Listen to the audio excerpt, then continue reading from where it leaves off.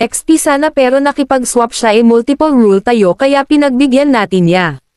Si Bane pala dala natin dito ya naka-epic skin pa napakaangas talaga. Nice. Pag core syempre sa blue buff tayo ya sunod ay sa red buff nakita ko lugi yung gold namin kaya pinuntahan ko kaya napitas ko yung dalawa kaya naka-double tayo dito ya.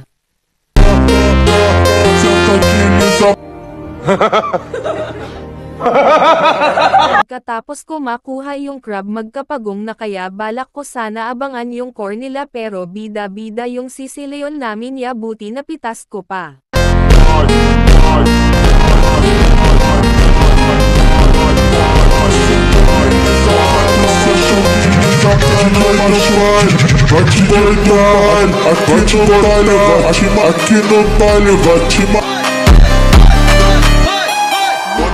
Pag-compete sila Tiwala yung Argus kasi may ulti siya, kaya nakaabot pa yung core nila pero magaling tayo ya atin peren ang unang pagong.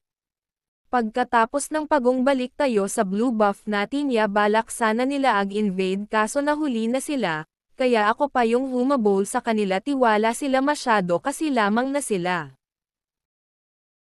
Dito habang nagre-red buff ako napansin ko nagkagulo sa baba kaya pinuntahan natin ya kaso madulas talaga yung tank nila sumunod pa yung core nila kaso hirap talaga mahuli tang Nolan kaya nakatakas pa. Kaya balak ko sanang abangan yung core sa blue buff nila kaso nauna pa yung Zelong kaya siya na lang ang pitasin natin ya kaya yun nawala agad sa mapa.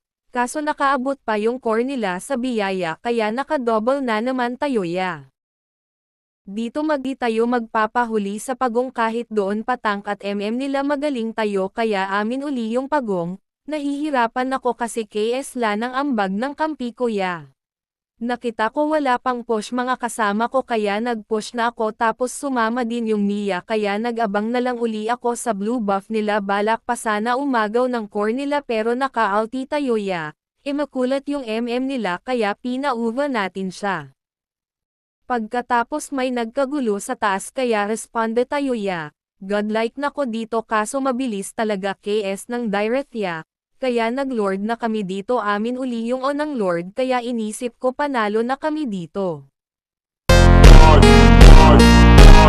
Pagkatapos ng lord pumunta pa tank nila kaya pinauwi agad namin siya gusto ko sana makatatlo kaso mabilis talaga yung direct bida-bida na ata kaya.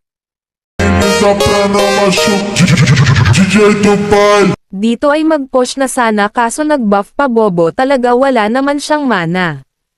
Hirap walang tank kaya di nakalampas yung lord namin ya, kaya pinitas ko na lanang yung Nolan tapos pumunta ako sa baba kasi nakita ko yung Argus nag-push siya alam kong may ulti pato kaya nag-clear na lang ako tapos sumunod pa yung core nila sa baba kaya, hinabol natin kaso naabangan ako ng dalawa kaya nag-magic na lang tayo ya, magic.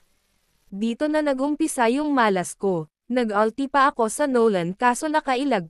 Buti na lang nag-magic tayo ulit. Nakatatlo na naman ako dito kaso inagaw pa ng sisileon ang buff ko.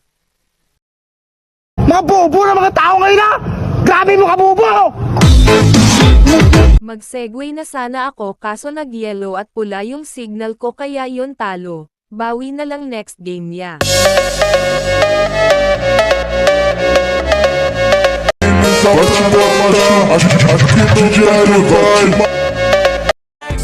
Stay cold.